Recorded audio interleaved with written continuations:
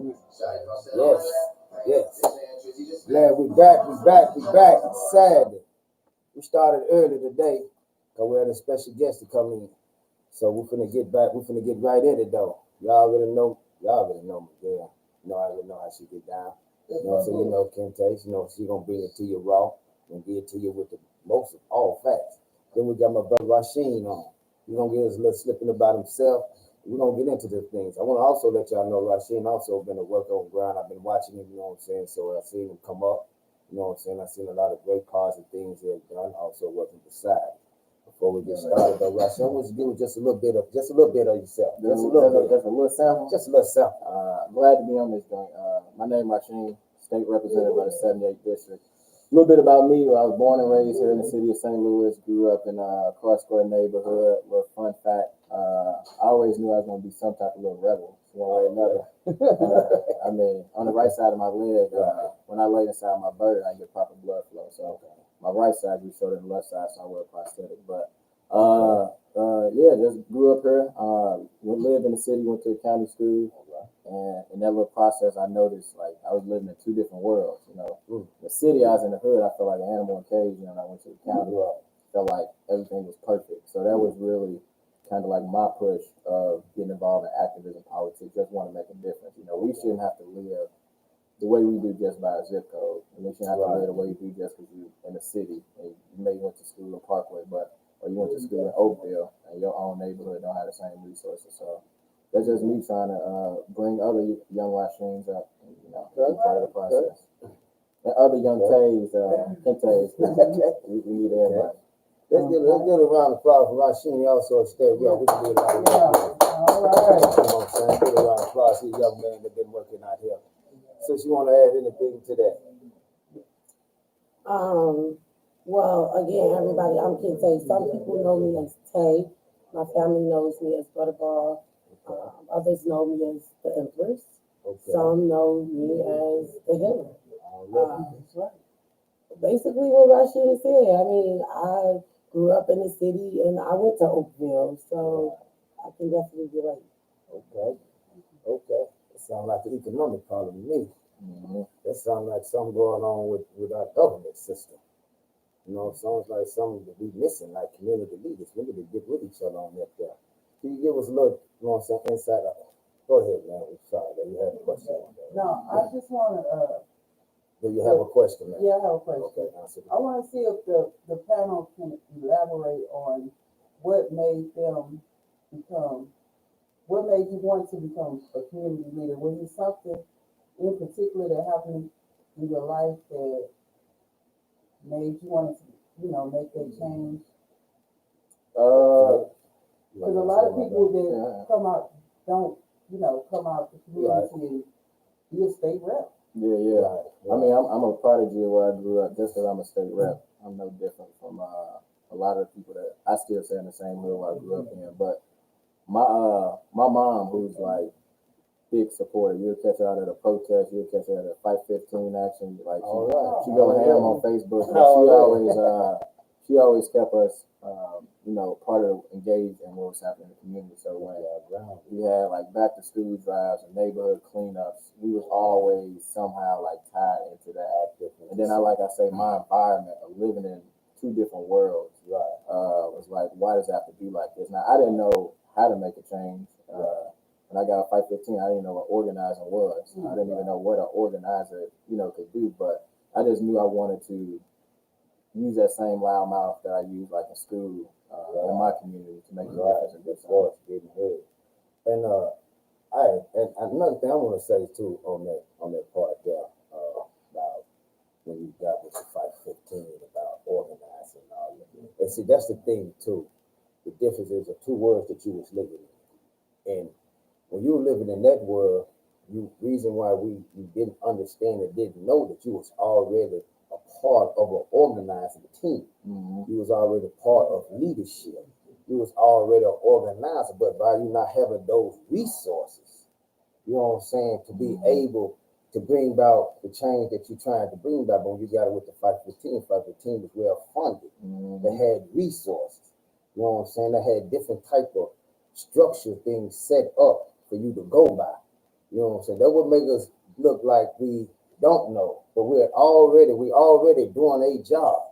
That's come from not having resources. No, that's real. If we had those resources, we would have the same type of setup. We would have been able not just get pennies, we've been able to get enough money to rebuild our community. You know, we will be able to come up with a logic, ideal, or plan to push forward. But us not having those resources, and it seems like we, barely get it anywhere or barely being heard. And I do understand exactly what you are saying now. Do you want to add anything I to that, do, my I do. sister? So, to add to that, to be honest with you, it was totally opposite for me.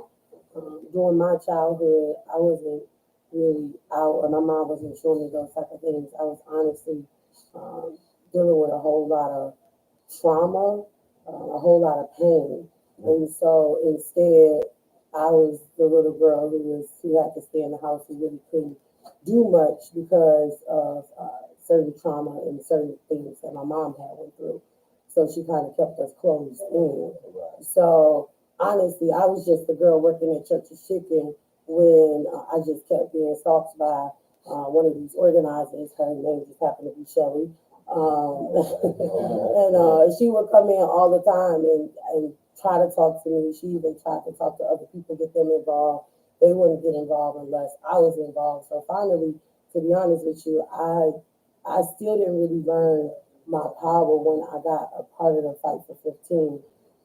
Though I learned to understand some of the power that I held within the store, Right. I did not realize the power within me until now. Right. But Fight for 15 was like, that it helped me understand the definition of power, what power was Right. when it came to the economic world or the economic justice, right? Right. Not necessarily power within myself. Right. Okay, but you also know that power comes from defining yourself. Now, Yeah. that you can define who you are and Mm-hmm. where you're going, so now you can embrace that power. Yeah. You know what I'm saying? But Fight 15, I can't say I have seen some great organized come to great leaders out of the Fight 15. I must admit to that. If you was involved and you paid attention, you would have been able to grab up. They were giving out a lot of knowledge, literature.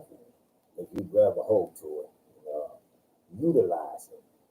So it's all about knowing how to mobilize your education just as well as you mobilize people. When you mobilize your education, you mobilize people, the more we can grow. But this is as far as it's killing me right here. I want to just hit this part right here real quick. Because, like, if you're an activist, and you out here, you on ground, and you pushing the message, how do your mate fit in? Like, if you had a mate anything, because I mean, I could look back at the Rosa Parks and I could see where her husband went actually too aggressive about what was taking place in the social racial justice at that time, and kind of, shook her for a minute, but she had strong support. Well, representatives. We don't want supporters. We need representatives. Representatives gonna represent your message wherever you go. But how it is, when you have a mate and that mate is probably going the opposite direction, or how can it get you to get to the next phase? I mean, because they say if that's a strong man, that's a strong woman behind. They say that's a strong woman, that's a strong man behind. But now we see some out separate. So where is that mate? What part is that mate playing? You know what I'm saying? Have you ever experienced anything like that? It's like a question. Never experienced it. I mean, I'm be real. For me, so I'm 26 years old. For me, being involved in activism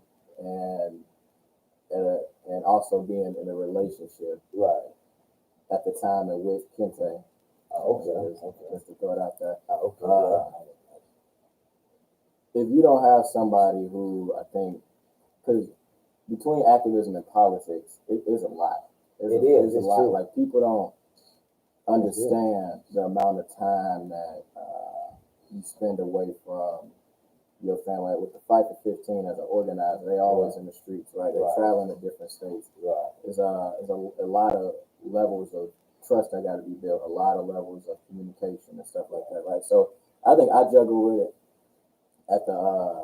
at the beginning, especially during like the Ferguson days. Right. I remember I'd be out in Ferguson and not communicate with Kente, and that break down the communication, right? Or knowing that I gotta be home, but I want to be out at this protest because I want to make this difference, right? So it's like you got your two loves, Right. right? You love making this difference, Right. and then this person right here is your backbone and everything, right? So you gotta be able to, you really gotta be able to take both of them, and have that hard commitment and say, one of these things is more important than the other. So how do I not lose what I want to do, but also make sure that I still support who got my backbone? Right. But it ain't easy being young. Right. It ain't easy Right. being young. And I think it takes a strong couple that's in this activism or in politics to be able to, because outside of that, you don't have people from the outside coming at you, people that reaching out to you just because now you're more known, trying to come Right. between a relationship, but you got to be some real solid foundation. It got to be solid foundation. I agree. I agree with that. Yeah. I'm gonna definitely agree with that. Go ahead, Miss Lady. You have a question. Yeah, so my question is it possible for a relationship with somebody that's in politics is it possible to have a relationship with a normal person, a person that's not an activist, because maybe they don't understand the life of an activist? Would it be better to have a relationship with or without one? Is the question. Is one you want to answer that question? Because I mean, I'll say real quick, I think it's different strokes for different folks. Okay. I think you got some people, Mama Jamal Rogers, Percy Green, both activists, been in the game a long time, and they married, right?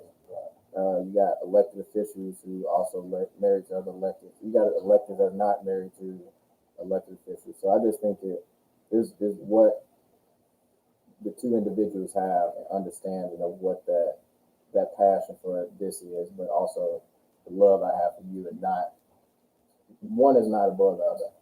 In a way, when you come first as the queen or the king, but I also care about this, but you got to have a good communication to both be on the same page.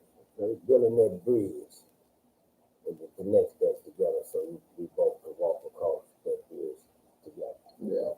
I'm over here in the activist world. By you being a part of it, you'll be going as well. And I'm not saying that you'll be traveling with me, but solely, hardly you'll be traveling with me. You'll be together as well. That's crossing that bridge from going back home in that regular life. Not be there physically. So the bridge connection is very important when we're dealing with emotions and love. But we also watch out for, like you said, those who are like the high. Sometimes activist work and politics work is like a high. You're on a roller coaster, and you can get too high and you get your purpose, and can also fall down, or that same love can take you down. I want to add on to what Rasheen said. So, definitely have to have a solid foundation. You can build a lot of things, but if you build it on a faulty foundation, it will always crumble. I remember not knowing who I was during our relationship, and not knowing who I was outside of our relationship. So I remember it would be times where I would ask Rasheen to choose me over politics. Right. And I apologize for that. Now that I'm at where I am now,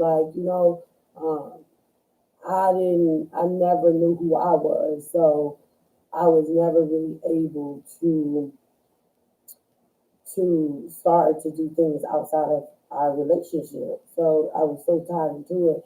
I expected you to give up dreams and all those things for our relationship. In reality, to be honest with you, I feel like when we ended is when I really discovered who I was. So, and let me say, when I say ended, I say when our relationship ended, shall I say. And so for me, what that looks like, let me be clear, when we first broke up, I was, I was angry, I was sad, I was hurt.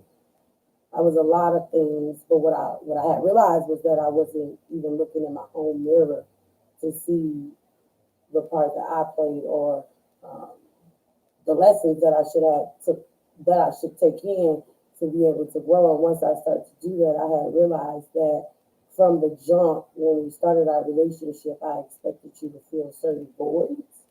And so those was voids that stems from childhood trauma, stems from a lot of pain of not having a dad, and also being molested when I was little by a family member who was supposed to be like a father figure. So for me, it was really trying to have you fill certain voids.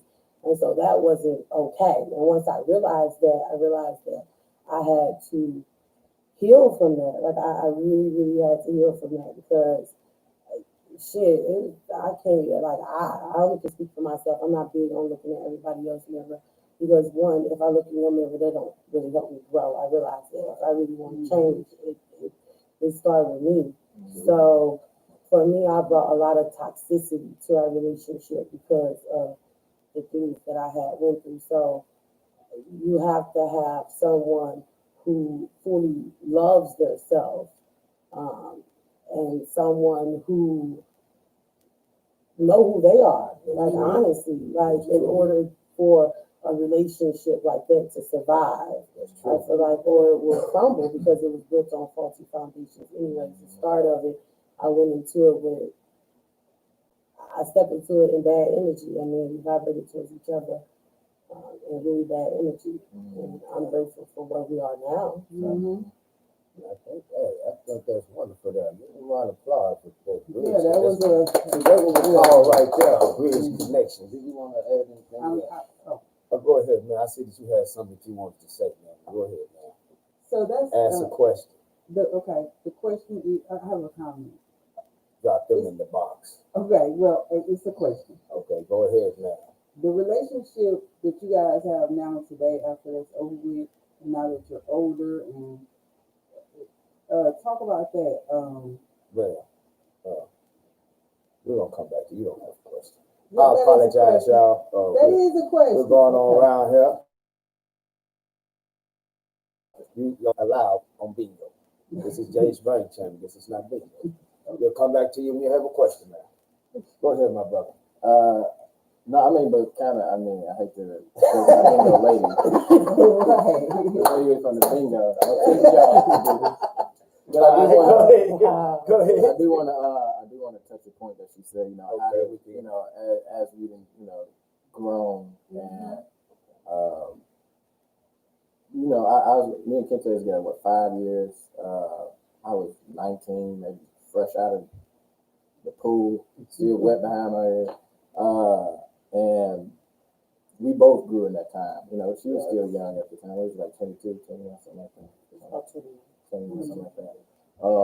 And it was, I know she talked about a lot of, it is true, the person that's going in need to know themselves. At a young age that we was at 19, 18, you still learning yourself until you get to 35, right? So I think it's doable. It definitely makes it harder, but I also think that's the beauty of growing with somebody, because it ain't always gonna be roses. Right? You know, the 5 years we had excellent moments and we had not so great moments. We was able to come out of it and back on the excellent way. But what I do love is, you know, if you really love a person and you could tell if the relationship was kind of genuine afterwards, right? Because if you really love that person, you're with somebody 5 years, 6 years, 7 years, you don't just throw that person away. I mean, you share a lot of, and they share a lot of personal things that, we may put on the front in front of people, but when behind closed doors, you know, your spouse knows you the best. And I love that we still able to be able to support each other in the journeys that like we are in, right? Like I want the best for her. She was stranded on the side of the road, like I hop skip because she family, her family's my family. I love her brother. Like that ain't never gonna change. Relationships are so important. I think as Black people, we don't value or understand the power of relationships. And I learned that through like a Fight for 15. It's like meet somebody, but your own personal relationship, being able to have that friendship in a way that we're able to support each other, I think is dope. And I don't think a lot of people got it. It's doable. I think it depends on what happened in the relationship and how it ended, but we got two young people right here making it work. Hey, this is one thing I want to say about that too. I agree with you on that, and I want us to also get an understanding. Be careful there, Miss Lady. I want us also to get an understanding is that we don't necessarily mean that you have to be in a sexual relationship to grow with someone. You know, from the time you've been dealing with this person 4, 5 years, 6 years, what the case may be. You know what I'm saying? We are still growing. And then if our friendship is what it's supposed to be, we will continue to grow, you know what I'm saying, throughout life. What I got from you and what you have got from me, the positive and the good that you have received from me or you received from that spouse, you will be able to take that in the world and also apply it as well. Go ahead, man. I have a question. Okay, man. Okay. If you don't have a question, you know the exit is right there. It's Right? a serious, for real. It's a serious question with all due respect to everybody in the room. Ma'am. I've been knowing, the panelists for quite some time. And then on the outside looking in, they were this power couple, this couple that everybody looked it up to, this couple that did no wrong. When you guys decided that it was time to split up, did you think about the people and how they would feel? And if you did think about the people and what it would do to everybody else, did that hold you in that relationship a little longer? And how was it to break out? And I mean, I'm asking this question because it can help a lot of people. All right. Who wants to take that? So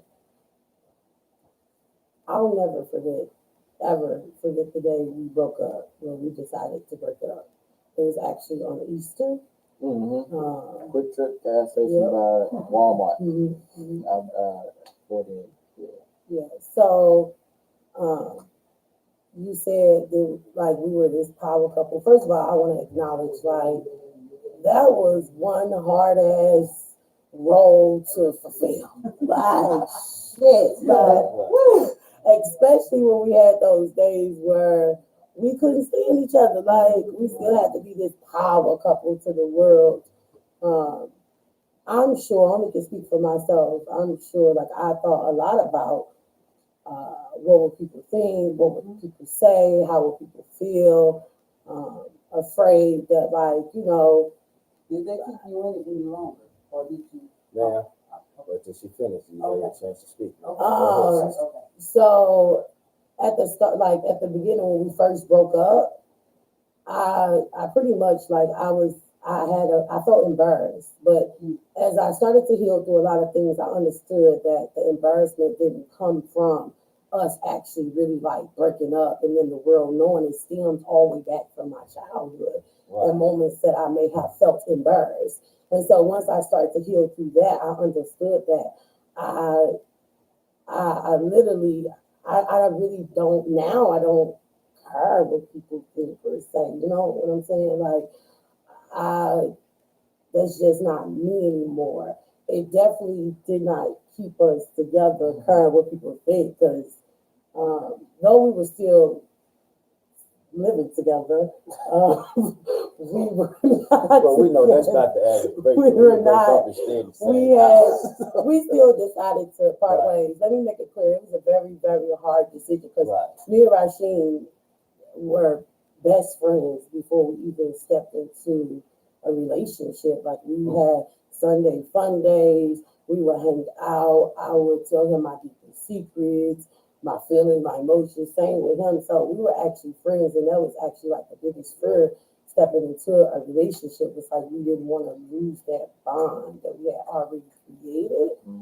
And so a lot of times that happens. It happens. So that was a big fear for me. Was like once we broke up, was like, damn, like we were actually friends first. So now our friendship goes down the drain too. I feel like some people expect us to like hate each other or not want to talk to each other or be around each other. But one, that's not who I am. I refuse to carry hate in my heart towards anybody because that's just such a burden I for damn sure don't want to carry. So I'm cool. So yeah. Okay, you wanna? Just tap into that one time. Yeah, go ahead. No, it was like you say, it was a lot of stress because at the end of the day, I mean, relationships don't have their ups and downs, right? But I think people looked at me and Kente, you know, we, like I say, both young, was out here actually doing stuff positive in life, was committed, and things came in between, but we still, you know, we would never put that out there to the world, right? Always the positive, and that's what it should be. You should, I mean, but at the end of the day, you know, real stuff happened, and I think that had a, you know, that was pressure at times, and I remember when I eventually, but I mean, I love it. I mean, I still go memories, and I can't go one day without seeing something that I made a post or she made a post because the love it was genuine, it was real. It just happened that the world was looking at it, and we was inviting people in, but it wasn't like, oh, let's front to do something. It just we wanted to show the world how much we love each other. But I think afterwards, everybody in my circle, everybody in her circle knew that, you know, we was together, right? So going from posting all the time without making like a Facebook post, and then you just don't see no pictures, you know, you get those questions like, what's going on?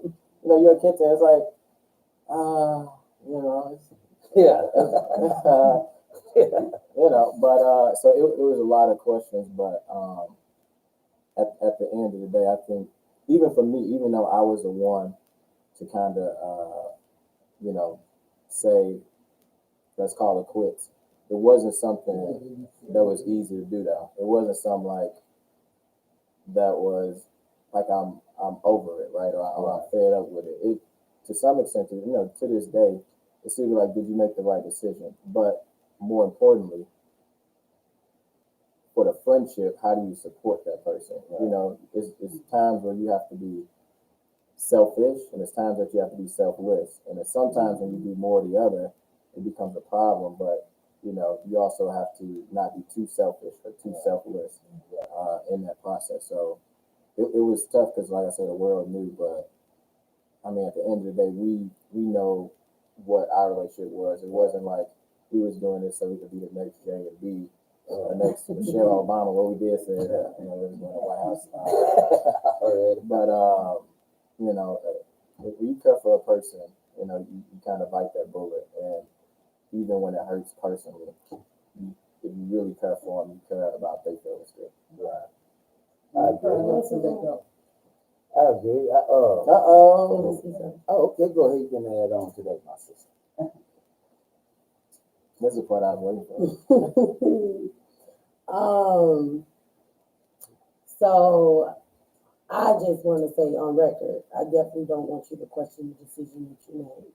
I want you to know that I fully love and support you with that decision that you made.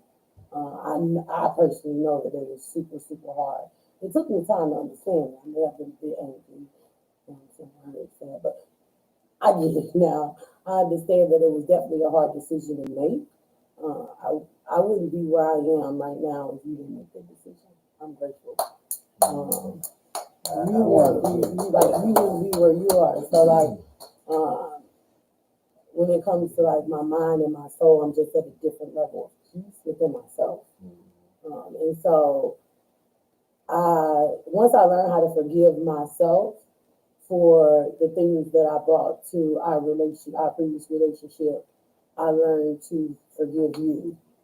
So just be okay with the decision that you made. Like, don't question yourself. And let me clarify, isn't it? Because I want to be clear. Be clear. Be Be very clear. clear. Be clear. It's not that I would want to reverse the decision. Yeah. It's hard going from somebody. I'm still 26 years, right? It's hard going from somebody that you shared 5 years with, you know, and then just in random moments you see like, you know, but it's my partner in a different way now. Right. So it's not that I regretted the decision because I think in that decision I needed to take, you know, time to. Who is Rasheen? You know, I never had that opportunity. He was my, you know, real serious after high school first relationship, like marriage and all that thought, but it was like I never had that moment to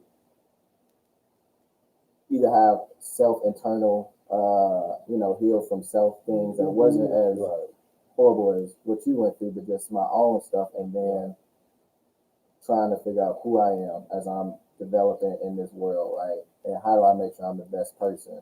So if anything did work out, that it wouldn't be no backstepping or more trauma brought into a relationship that, I mean, most relationships don't have trauma. Right. But I know exactly what you're saying. I can agree with that. I think both of y'all touched the points there real well. We're gonna go to something else, but before we go to something else, I want to say this here. Go ahead, ma'am. Do not speak up and all. We'll call on you. Go ahead, ma'am. Skip you this time and come back to you. Go ahead, ma'am. No, we don't play devil's advocate. No, ma'am. That's only on bingo. You can only ask a question. Okay, I have a question. Go ahead, ma'am. So with that being said, have you guys moved on? Have you moved on in your personal lives? They explained that. They explained that? Yes, ma'am. No, they didn't. Yes, ma'am. This is what's No, going on. we See, did. see, this one thing you have to realize. When you got You gonna people, explain it to them, ma'am, when you got people that play them bingo games and watch all them other type of television shows, they'll come on your show and get the passing out flyers and all that extra mess. We don't got time for this, man. So they is gonna answer the question. That's exactly what we was gonna get to. But what I was actually gonna say is that the great part about it is ma'am. The greatest part about big shoes to step into, you know. Yeah, that's what she said. Some people do. And some Please people don't got feel little pressure shoes. to party. And some people got little shoes to fill. So they gotta be filled big and small, so or medium size. So somebody gotta fill them. But The foot's gonna go in one way or another. one way or another. Total crinkle how it may be. But I would like to say just me personally, just knowing both of y'all. Just when I started off in the fight 15, I sit back, I watch y'all, I see the moves y'all was making. You know what I'm saying? I seen y'all on the front line. I see y'all in the stores. I see you speaking at, the news or press conference, whatever the case may be, to get the voice out there for the people. I watched y'all, and I can say this for sure that I think that y'all never really went out the way. You know what I'm saying? It was more of the introducement is more of a friendship that two people had that needed with one another, because y'all friendship is really important. See, y'all relationship just played a part of your friendship. You know what I'm saying? That was just a season. It was 5 years, but it was season. Y'all friendship was what it was meant to grow.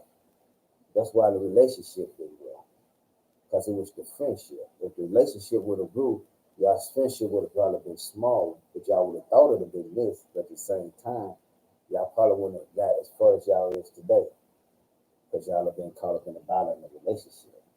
You know what I'm saying? Tug of war in the relationship. That's we both know how that could be. But that friendship holds a different type of quality. People look at the relationship and the friendship. Relationships can end. Relationships can make you hate someone. But a friendship, a true friendship, carries commitment, loyalty, dedication. You know what I'm saying? You care about your friend. You get on your friend case. You ain't gonna get on the person in your relationship case, because you mad at them, you fed up with them, you ain't got time. But your friend, you'll try to save your friend. And just think about that. And that's something to think about. You know what I'm saying? So with y'all friendship being as strong as y'all relationship, look where y'all at today. You know what I'm saying? You doing what you doing is something that you've been striving to do, something that you need to be doing, a position you need to be in, and you as well. You know what I'm saying?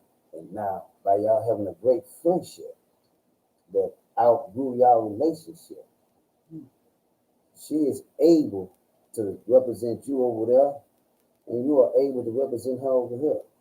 You know what I'm saying? Because see, friends represent each other. They don't support each other. See, well, if we get out of the mind frame that you be sexual just to be a friend, that's not true. You don't have to be. You can be ex-relationship mates and still be friends and still get the job done. So that's what's wrong with us now. It's making it difficult for us. That's all I want to say. But I want to also let the people know, since this young lady over here that been on bingo and bouncing around my audience seat to seat like she in musical chairs. And so we're gonna answer your question right now. Like, let the audience want to know where y'all at today. You know what I'm saying? How far y'all done got, you know what I'm saying, how life is for you now. You know what I'm saying? How y'all appreciate your ma'am, you got to ask a question when you call on. You cannot just holler. This is not, you do that at bingo. This is not I'm that. here every week. I'm here I know, but supporting your show every week. Right, but it's an exit been back there every week too. You can catch that exit this way.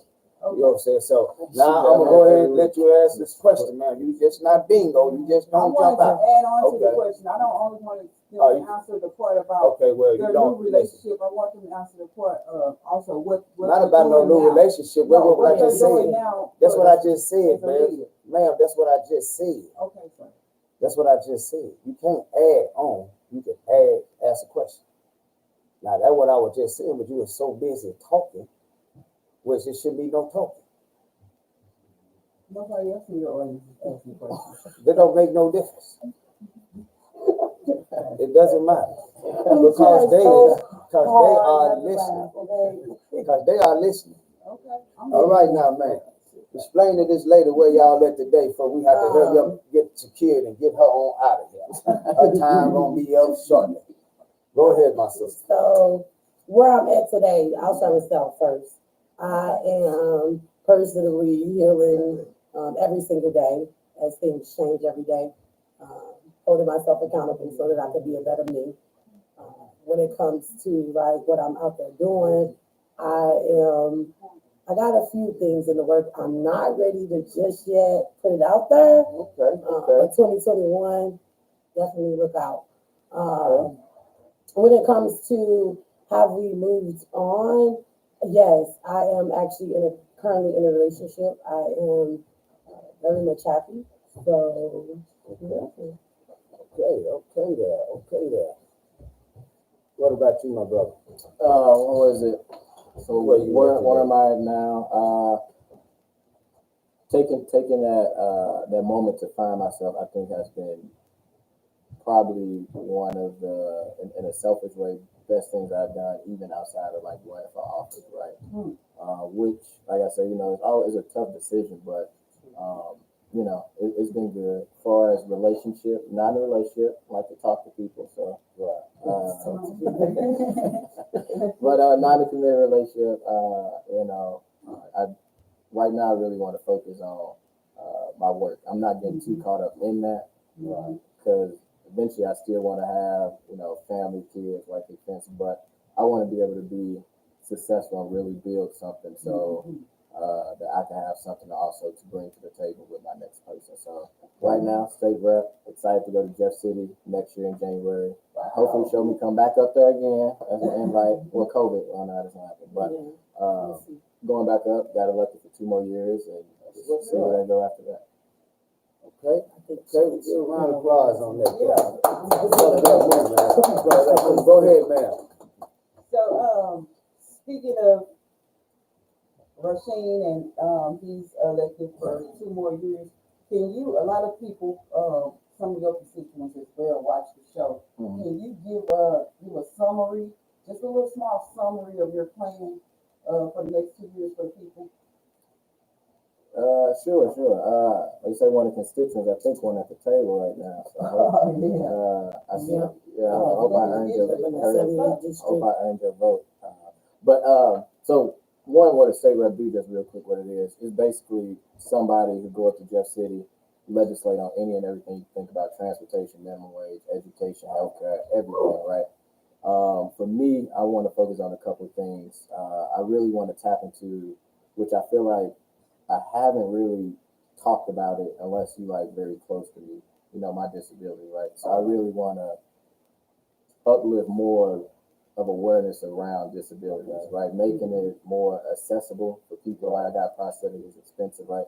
Making it more accessible for people to get certain things that are disabled, but also just the awareness about it, right? It's not a negative thing. People, I'd say I got prosthetic, like, oh, I'm sorry, like, don't feel sorry for me. I'm the last person you don't feel sorry for. But, working on that, I've been involved with the protests. I got some criminal justice bill, no knock warrants, banning chokeholds, going increase minimum wage increase bill next session, as well as some voting rights bills that I'm filing.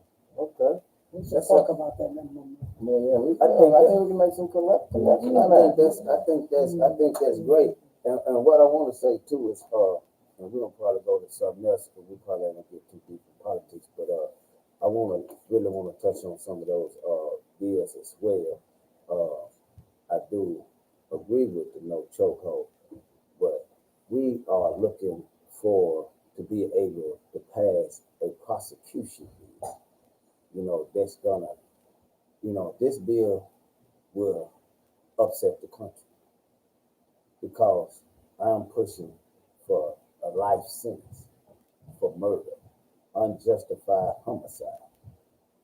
You will have to get a life sentence. You know what I'm saying? I mean, if I'm giving life out to ordinary people in the community, we have to get off the level of setting the police on the highest human standards. They human. You have broke the law. You are citizens. We're all citizens, regardless what position and level we are in.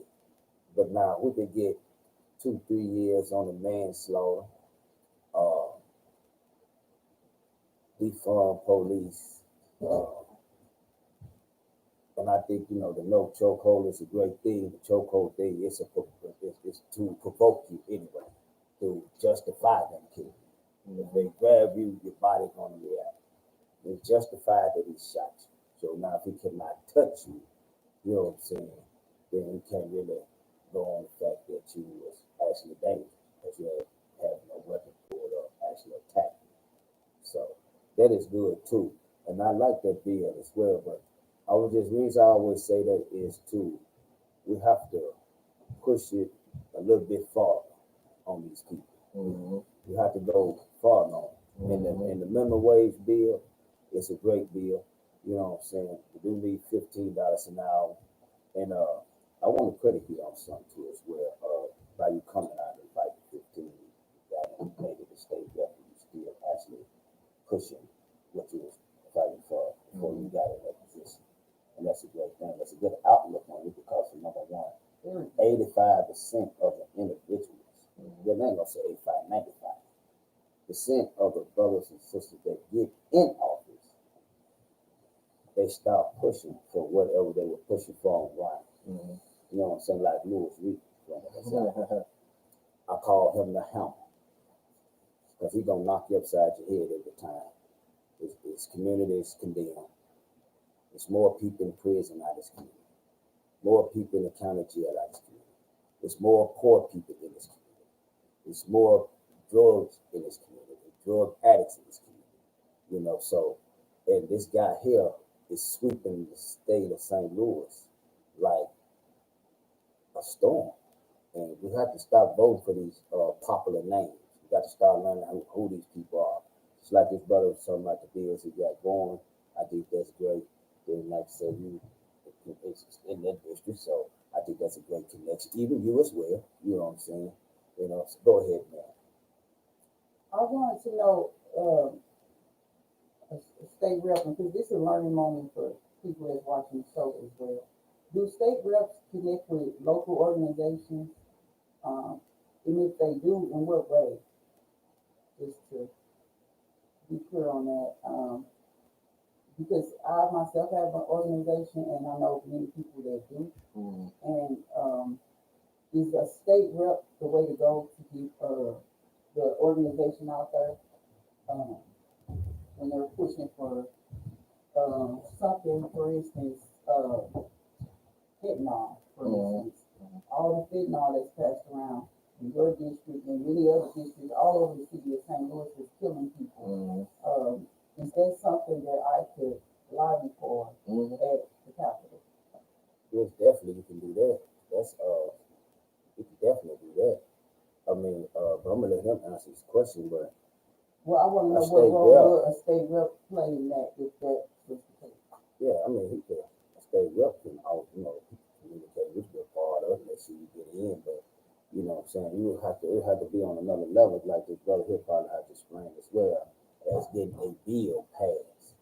Lobbying is great, but when you are talking about passing actually bills, prohibited, this is something that he will have to have more than just him to be able to mobilize this here. Thank you, James. I wanted to hear that. You know what I'm saying? From the state rep. Right, but I'm explaining to you properly, and the state rep can explain to you as well. Don't worry, I was gonna say Rasheen. I mean, state rep. Okay, well, Rasheen. I mean, in a short, quick, because I know Kim like, oh my God, here's your politics. I know. Who are under the bus? I didn't say anything. But no, like I mean, yeah, you can go up and lobby if you got an idea like fentanyl, right? You want to get rid of fentanyl. You know, you talk to your state rep usually in that area. If there's a group that's also advocating for it, if your own organization is trying to do it, talking to a state rep to try to propose a bill.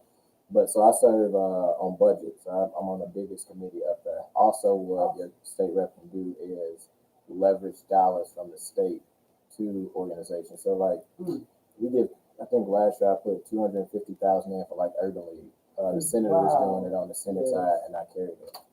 So you can, and the same for Employment Connection, you can move state dollars if you're a nonprofit to be able to be funded now.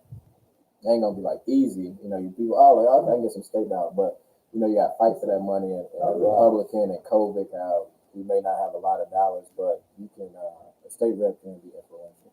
Okay. Right. Thank you. And that's what I was saying now. Back to the hard part, like this brother was saying. The hard part is we can get, state rep, like I said, we can do that.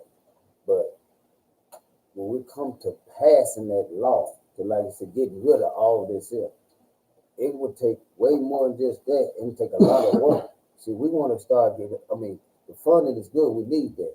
What we want to start getting to is actually passing bills, creating laws. You know what I'm saying? That's the whole purpose of organizing. That's the whole purpose of leadership. You know what I'm saying? That's the whole purpose. Like this brother in this position, he over there. We need to start having some type of agenda. We can't keep keeping them same people thing. We got to have some type of law. You know what I'm saying? To be able to take to this brother here. Look at this here. Because, once we leave out of here, if he go back there, these brothers and sisters that's in these offices, they are on their own. They got to deal with the boards, and they got to go from here to there. So that means you got to continue to fight. So the main thing we want to do is appreciate the money when the money coming, if it's coming, but we need to learn how to write law. Quit worrying about how to get funds. Focus on how to write law. It don't take no funds to learn how to write no law, man. That's what you've been taught.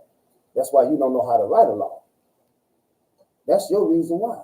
It don't take no funds to write a law, to learn how to write law. This brother here, state rep, he know how to write law. You do it, holler at this brother. Get down I now. will come in. I'm not right now. No, I'm just using an example. The great thing about it, I think what people don't understand, the great thing about it, if you do got an idea, we got a house research draft team. So it's people that does all the sections and stuff. So I say I want to make $15 possible. I go down to the draft team. They check all the legal, they check the chapters, they put my idea in it. But I mean, it's not a bad skill to try to learn how to write. That's great right there. So you've been able to implement your idea. But the thing is, I want you to get out of your mind. If you ever believe it takes money to achieve anything, you'll be lost. It don't take no money to write no law. All you gotta do is learn. Go ahead, my brother. Sorry. All right, so a couple of caveats before I begin. My question has nothing to do with necessarily politics and what is wrong with discussing them. Also, given the fluid nature of the entertainment industry, the information could be different now. However, what do you all feel about Disney's decision to go forward with Black Panther movie in the future with a female Black Panther played by the young lady who played Siri, who was chatted by her sister? What do you all think about that decision? Anybody wanna? I jump in. I go first. I personally, about a year and a half ago, once I started to go on my spiritual journey, I was pulled away from television. So I don't watch TV. I read, I meditate, I do a lot of other things. I do art, I practice nails, I do a lot of stuff. But I don't watch TV, so I am not. I don't even know anything about that, so I would want to look more into it before I actually ask you a question. But I think it's dope because you said a female and you said the sister. I think that's pretty dope. Okay. I'm all into female power. Like, Okay. Already. You ain't watch Black Panther? I watched Black Panther, but like I didn't know about it. I didn't know about it either, I but didn't know about it. about 2 years ago when it first came out, I love the movie. I think it's dope the way it embraced Black people, Black culture. Like it's all Black. I didn't know that the sister's gonna be the queen, but I mean that's we need to be uplifting Black women too, right? Black girl magic. So I think it's dope that it's happening. I think so. I think it's great. For me personally. I don't watch now. But I watch Black Panthers. It's a great movie. And the fact being a sister too, I think it's great because they can't quickly move somebody else in there don't look nothing like us and have her playing the Queen of God. So you know how they go. But besides that, I think it's great. But me personally, like I was saying earlier, man, this has been real great here. And we got quite a few things out today, and I like to I really highly appreciate y'all being here today. You know what I'm saying?